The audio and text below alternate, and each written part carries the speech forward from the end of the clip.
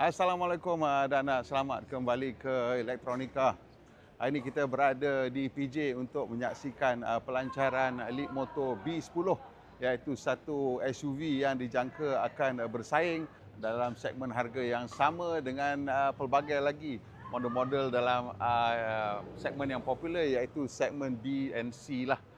Kita nampak kereta ni nampaknya akan bersaing dengan IMAX 7, MG SH dan juga dengan BYD Atto 3 dan beberapa lagi lah kenderaan elektrik dalam kelas yang sama.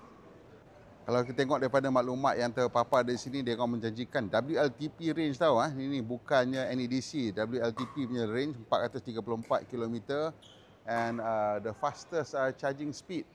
Dan ada beberapa lagi ciri-ciri yang menarik. Dia katakan ni menggunakan Ecotex, ya Allah susahnya nak sebut, Ecotex punya fabric yang baby friendly and it's hypoallergenic. Of course ada V2L and menggunakan Qualcomm Snapdragon. Selain daripada itu juga kereta ni datang dengan rear wheel drive. Kita dah bawa dia punya C10, memang dia punya tuning tu memang agak ngam. Dan the luggage space is between 430 and 1700 liter. And ada 17 ADAS features.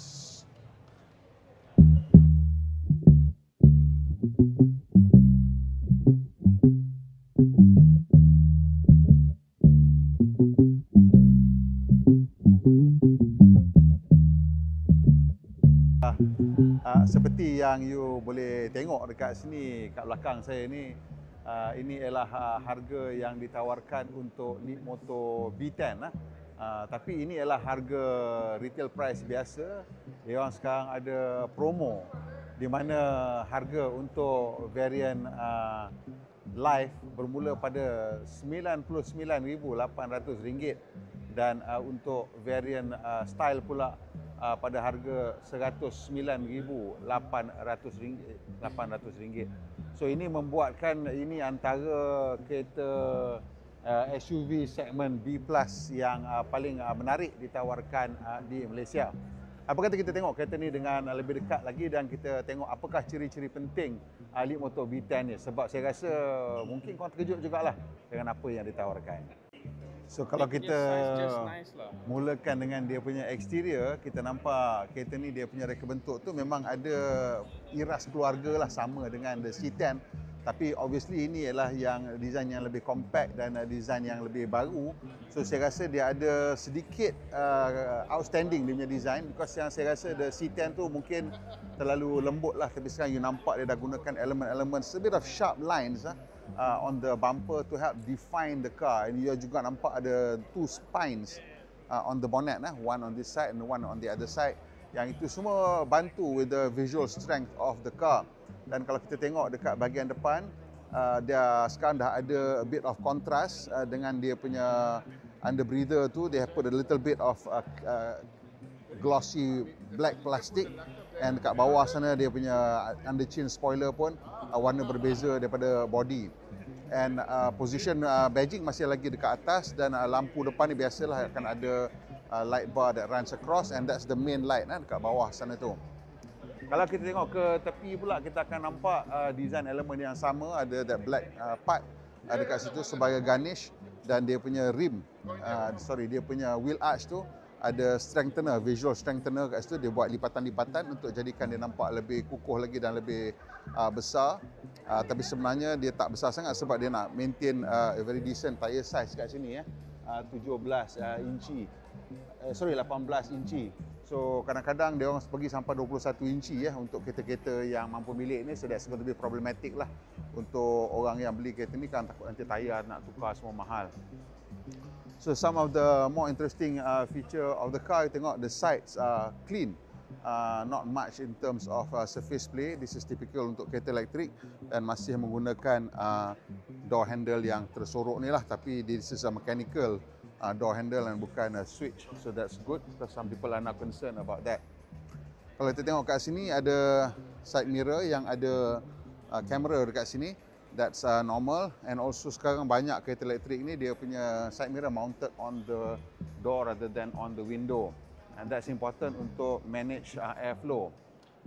And what's interesting is that dalam masa presentation untuk Leapmotor B10 ni, dia orang tak fokus sangat dengan cerita tentang screen, tentang entertainment system, tentang screen size and all that. Tapi they focus a bit more on driving refinement, and they focus a little bit more on NVH level, which is I think a very interesting approach, and I much prefer that lah.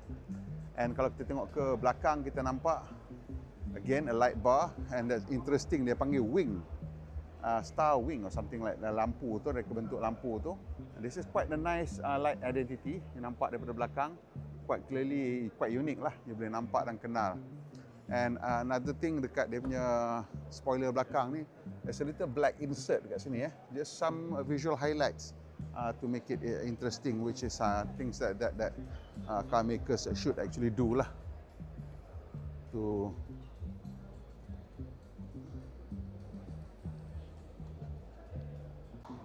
So just like the C10 dulu, dia punya tempat buka dia dekat sini, yang aku pergi cari kat bawah macam aku tadi menggagau. Dan kita tengok dia punya boot space ni memula dekat around 470 liters and will go up to about 430 liters, then will go up to 1200 liters. And dekat dia ada false floor, di mana dia boleh turunkan untuk get additional 85 liter, jadikan 515 liters of boot space kalau you tak perlukan, dan letak kat atas lah. So kalau you letak dekat belakang bawah, then you get a little bit more space, tapi there's a big of a load lip lah. Kalau bag berat, mungkin you tak nak letak dekat bahagian bawah lah.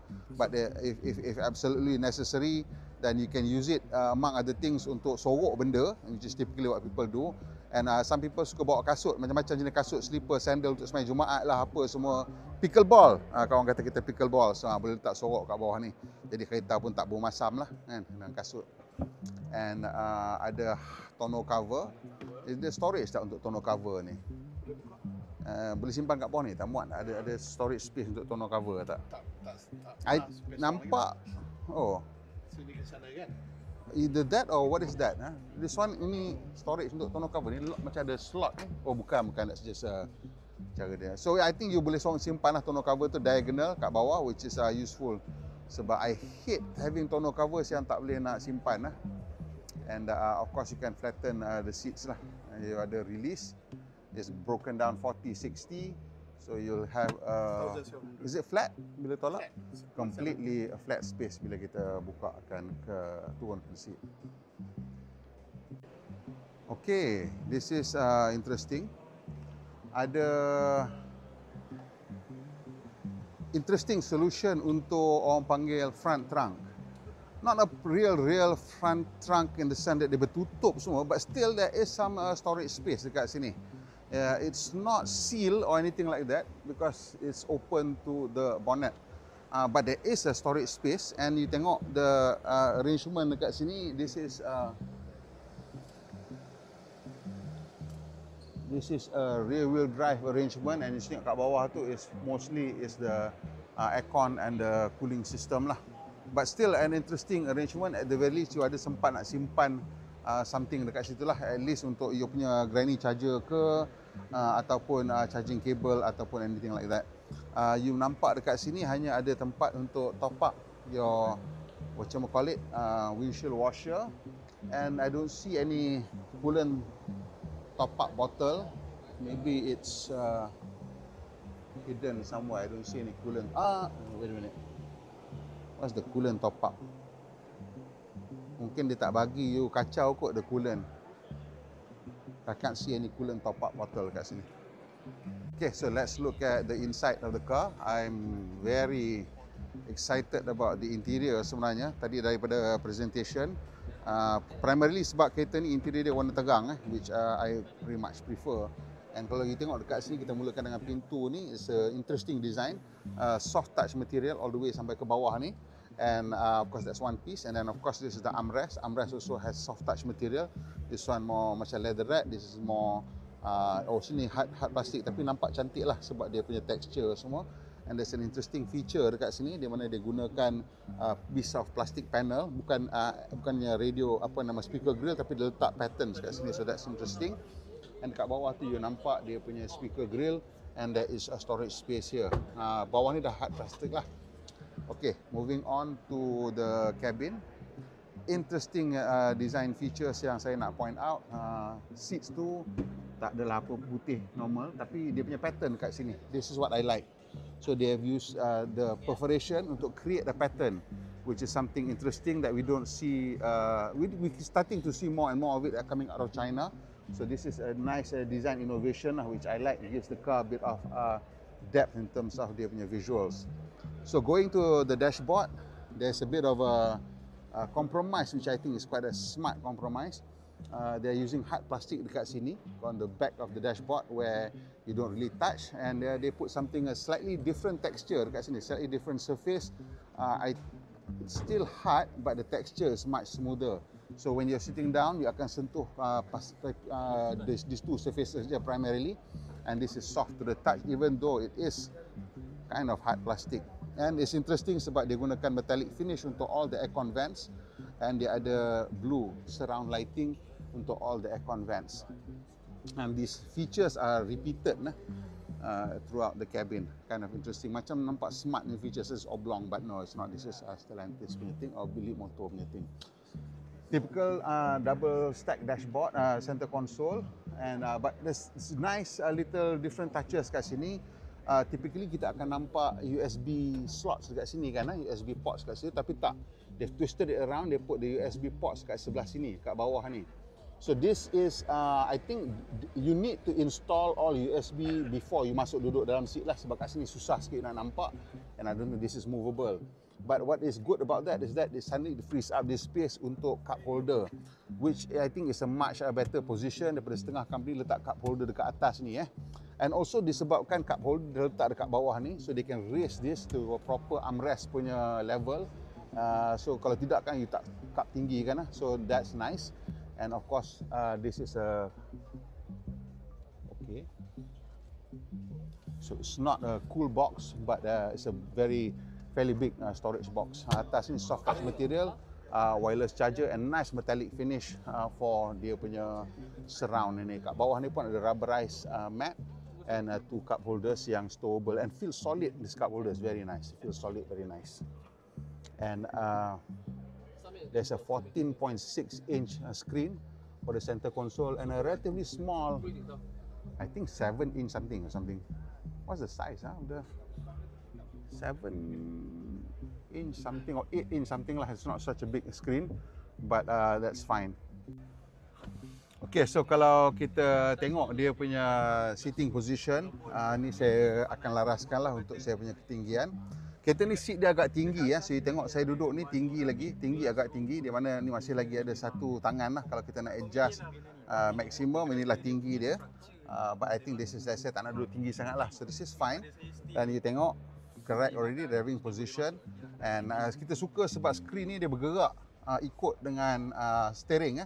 So dia tak ada blocking. Macam mana pun you gerak, you tetap nampak full. This is a really good solution lah untuk steering. And also dia ikut kita bila dia tarik ke depan dan belakang. So that's nice. And kalau you nak duduk ke belakang sikit pun okey, ataupun saya suka duduk steering dekat dengan saya tarik lah. Dan ini tak ada apa-apa yang belaga, lutut semua tak belaga dengan apa-apa. Dan kalau kita tengok, saya boleh sentuh semua skrin, semua bucu-bucu ni tanpa angkat bahu saya daripada kursi. So that's indicates that the ergonomics is very good. Dan steering ni sebelah kanan ialah kawalan untuk sistem hiburan rasanya, dan sebelah kiri ialah untuk mengawal sistem adaptive cruise control. Typical untuk kereta elektrik, banyak yang menggunakan column stop untuk dia punya gear change. So ini juga menggunakan column stop untuk dia punya gear change.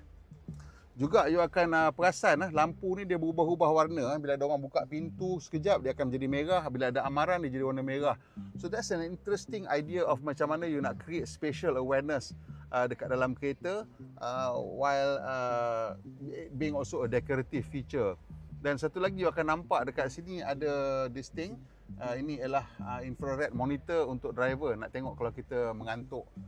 And dekat dia punya sunshade ni ada clip untuk you punya card lah, parking card ke, touch and go card ke, dan ada cermin dengan lampu. So that's really a good interesting solution. Other than that, now Chinese cars are using this apa nama tu, vertical switches ni untuk kereta ni masih lagi tolak ke depan untuk turun dan tarik ke atas ke belakang untuk naik. Sebab itu saya bawa iCar dia dah terbalikkan feature tersebut. So I'm not sure whether this is something that you can select from the screen or ataupun apa. So let's look at the screen sekejap. And this screen, you tengok, this is the home button. And there kind of a few features yang kat sini yang boleh tengok. Sini ada lock feature untuk buka boot. So you can open the boot from the inside. You can see the boot opening. Or you can press it again untuk close the boot. So that's very useful lah untuk orang-orang yang seorang-seorang you're operating the car alone. So bila you tekan the button function ni, dia akan keluar semua apps yang ada dekat sini. Navigation, ada inbuilt navigation dah. So I think you need to subscribe to the service dan sebagainya. Of course 360 view camera, which is useful these days. The setting ni untuk you adjust whatever lah yang you nak. This is typically where you akan sentuh macam-macam benda lah. So you tengok kat sini ada sport mode, comfort mode, standard mode. Regen boleh strong, weak, medium. Steering mode boleh comfort, standard, sports. Quite a few things you boleh adjust. Rear view mirror boleh adjust. Steering wheel. Oh, custom button. You boleh customize the buttons kat situ. Speed limit you boleh letak. Creep mode on. Creep mode ni bila you berhenti, kereta still roll ke depan. Dia tak completely stop. Kalau completely stop pun you boleh. You just buang creep mode lah. Some people prefer creep mode, some people tak prefer creep mode. So up to you. And there's a comfortable stop which actually slows down the braking, make it more gentle towards the end. Sebab bila kita braking dah penghujung tu, dia akan transfer daripada regen pergi ke physical brakes, dan kat situ akan berlaku sedikit modulation untuk the slowing down. ADAS ada lane centering, dan ada forward collision warning, front collision warning sensitivity boleh adjust, auto emergency braking, lane departure warning. Dan juga ada assist. So you ada lane departure, lane keeping assist. So you boleh tekan lane keeping ataupun nak both ataupun nak warning saja. Some people tak suka lane keeping, so turn it off lah. Untuk warning tu tetap ada. So you can turn off the warning sound pun. So that's good because some people tak tahan dengan warning sound tu, dia sangat-sangat mungkin annoying lah. So the lead motor assistant, which is like the voice assist, and then the display you can adjust light mode, dark mode dan sebagainya. And this is the important thing, charging limit. So nowadays kalau LFP I biarkan at 100% aja, tapi some people are very strict, dia biar dekat 90% to extend dia punya battery life. So that's really useful. Current limit ni untuk rumah. Kalau you punya rumah, you ngeri dia charging panas, you boleh reduce the limit, nanti dia akan slow down a little bit lah the charging. So you boleh minta slow charging schedule tu pukul berapa dia start. Pukul 10 malam. Because some country dia ada off peak punya rate untuk electric. So you boleh pilih lah pukul berapa you nak dia start. Doors and windows, again boleh buka, tutup, window lock, window adjustment, all the usual stuff. Dan lighting ni tadi you tengok ada position light dan ada ambient light, you boleh pilih warna lah, ataupun you biar on auto. Dia ada monochrome flashing, dia ada multicolor flashing. So multicolor flashing boleh berubah warna. So quite a few features yang you boleh play with it. And overall, I must say that the cabin feels premium. In fact, I prefer this cabin more than the C10 because C10 feels a little bit more too minimalist. Yang ni at least ada some interesting visual features such as this lubang-lubang dekat dia punya dashboard ni. Which one do you prefer? B10 or C10? Saya rasa kabin kereta ni cukup lapang. Kalau you tengok saya duduk sebelah sini, you akan nampak ada satu lagi tangan dengan roof liner, and so the headroom is not an issue lah. And you tengok the seat angle pun agak selesa juga. I don't know whether boleh laraskan lagi tidak. Okay, ni dah paling sandar lah. Ni masih lagi reasonable for me. Kalau you tengok ruang lutut pun reasonable. Ada lebih daripada satu penumbuk di depan lutut saya. Dan you nampak seat depan ni naik cukup tinggi. You boleh masukkan kaki you ke bawah seat. Dan dia ada padded material kat bawah ni untuk menjadikan ianya adalah saya cakap selesa lah. So dekat luar ni ada dua variant lah, you nampak kat sini sebelah-sebelah. Yang ni ialah live dan yang ni ialah the more upmarket design feature. Tadi kita dah tunjuk yang design tu, di mana you nampak kat dalam menggunakan Ecotec punya material. Dan sekarang ni kita nak tengok yang live. Dan saya suka yang live ni sebab dia menggunakan seat fabric. Saya lebih suka seat fabric daripada seat leather. So dekat sini kita akan nampak ia juga menggunakan Ecotec punya fabric juga saya rasa ni. Tapi dia tidak menggunakan leather lah, dia menggunakan Ecotec ni. So Ecotec ni saya memang suka dia punya material dia. It feels kind of inviting juga, rupa dia. It's a bit grippy. Dia pegang ni rasa dia grippy, so that is really nice. And it's a nice mid grey interior dengan white top. Dia punya top portion of dia punya roof lining, so that's really nice. And I suspect untuk yang version live ni tak ada ciri macam ambient lighting dekat sini yang menyala-menyala tu semua tak ada. But otherwise I guess most of the features are there. There's also a sunroof dengan sun blind. And in fact I really much prefer this grey this fabric material. But of course untuk putih tak sesuai lah pakai fabric dia akan susah nak jaga. So untuk yang grey ni, I think this is a really nice option. So even though you are choosing, ni personally lah, saya punya personal opinion is that because I like fabric, so even if you choose the live version at 99,000, it doesn't feel like a heart shape option. At least not for me lah. Saya rasa this makes it feel very European and quite mature. Really nice. It almost feels like a classic Japanese premium product, you know, where you get this nice fabric interior. And this is a really, I'm liking this. I'm liking this interior. And yeah, this is a really good interior. You have the fabric.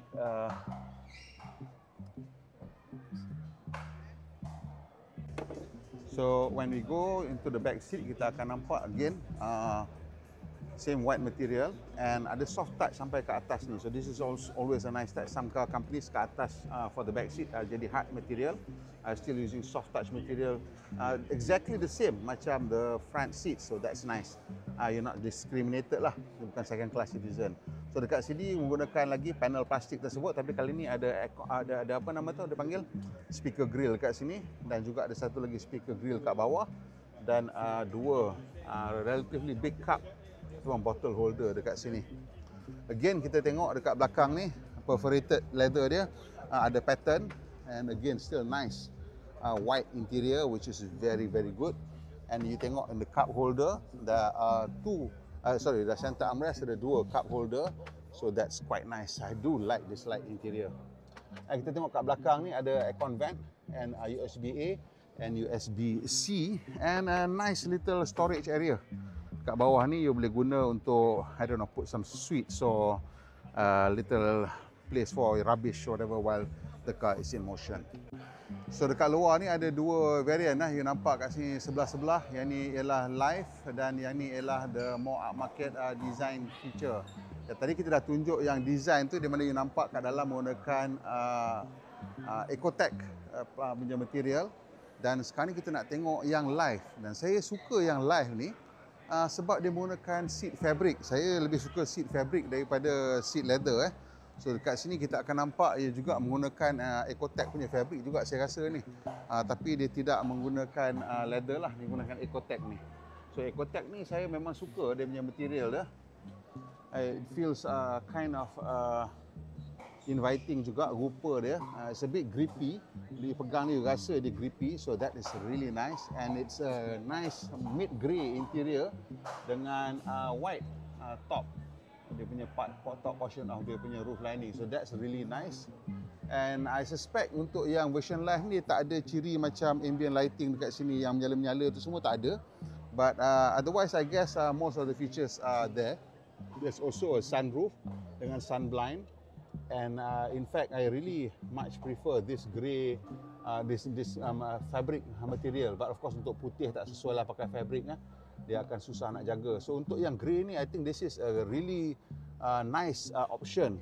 So even though you are choosing, ni personally lah, saya punya personal opinion is that because I like fabric, so even if you choose the live version at 99,000, it doesn't feel like a heart shape option, at least not for me lah. Saya rasa this makes it feel very European and quite mature, really nice. It almost feels like a classic Japanese premium product, you know, where you get this nice fabric interior. And this is a really, I'm liking this. I'm liking this interior, and yeah, this is a really good interior. Okay, untuk live variant ni you tak dapat power seats, you dapat manual seats. So I guess that's the heart shape part lah of the live variant. But I think 99,000 lah, can hardly really complain lah. You're getting a proper B plus C segment electric SUV. So this fabric interior I think suits the car very well.